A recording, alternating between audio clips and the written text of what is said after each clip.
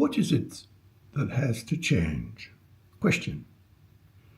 In your life, in mine, I know, approximately. I'm trying hard to find the exact thing that I need to change to make my life better, of course. That's the point. But on the 9th of March at around 11 a.m., universal time, of course, as usual, the moon reaches the end in Scorpio. So it prepares itself for the change of sign, from water to fire. It's a different element, isn't it?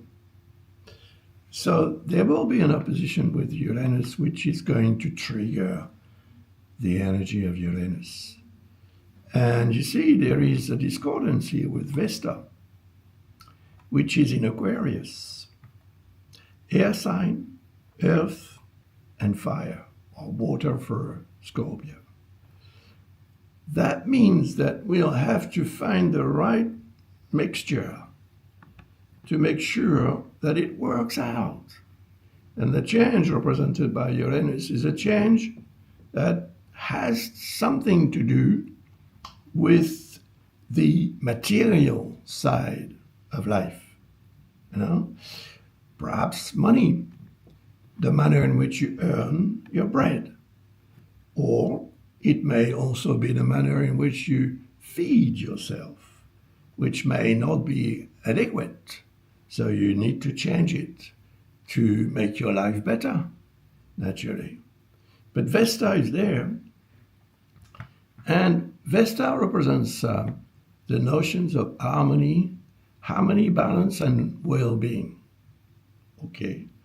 It seems to be that the change may disturb that harmony, balance, and well-being. But that well-being may be something that you believe rather than something that is in reality. So Uranus is calling for the change. It is somehow forcing you into the corner so that you change your strategy of action, reaction, and so on. You may use artificial intelligence, for example, because it will always be giving you good advices, even though sometimes it's completely completely wrong. But it's always very positive. So you may rely also on the advice of someone who is actually involved in changing. So what is that change? I don't know, because it depends on you, it depends on your life, it depends on your chart as well. But the 9th of March, which is pretty soon, today is the 4th. So in 5 days, you have to be ready for the change. It's better to be ready. Because if you are, the change which will occur is not going to be destabilizing, it's going to be reassuring. And you will be reassuring your own positions in life. Because the next transit of the moon is when it is reaching the black moon here. See? And that will be the next day, the following day. So I'll do, of course, a short video about this, but this configuration here is very interesting because we, at times, we all want to change something.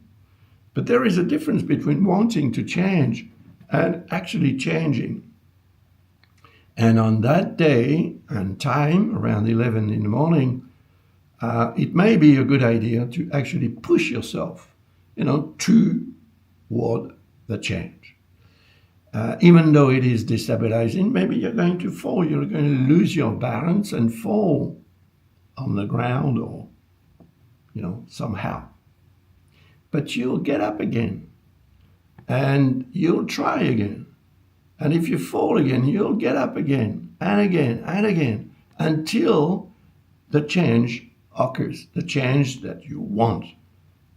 Because if it is a change that is imposed on you, then we can understand that it is going to be destabilizing.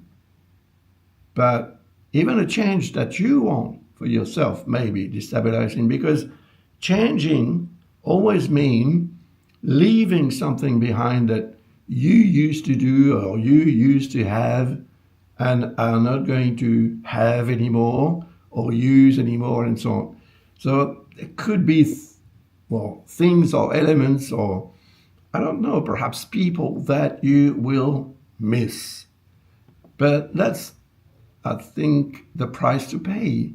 And saying that, I'm looking at this sign, Taurus, which actually is linked to the second house in astrology, naturally or symbolically linked to the second house, which actually represents money.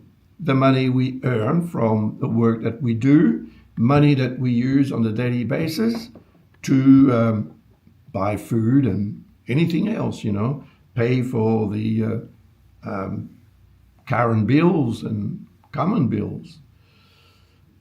So perhaps it's there that the change is needed.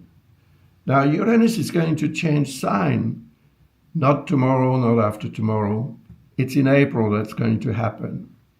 So, of course, it is going to have a very strong influence on us when it changes sign, to transit for about 7 years or a bit less in the sign Gemini. But I will talk about that more lengthily. Actually, we are going to conduct a webinar together with Lucas about the second half of 2026, trying to forecast through the various configurations and give you good advice, we'll try anyway, on how to take advantage of all those configurations. Because some of them are very strong because they're very rare. That's the reason. Anyway, that's it for today. Thank you very much. Take care on March 9. Don't do anything too hastily. Think about it, organize it, prepare yourself. And if you are prepared mentally or physically, it depends what it is that you want to change, then the change will run smoothly. And then after that, you're going to benefit from it. Maybe not straight away. It may take a number of days. It's not even weeks or months. It's perhaps when the moon reaches Vesta, which will be part of the series of videos that I make, short videos that I make, more or less every day, or when I can, to explain or try to understand and share with you what I think of those configurations. They occur regularly, but they are never occurring exactly in the same manner. And that's what is very interesting to me anyway. So I hope it is to you too. And if you want to, learn more perhaps about astrology, one of my books may be the solution to teach you or to help you discover what my philosophy is in astrology.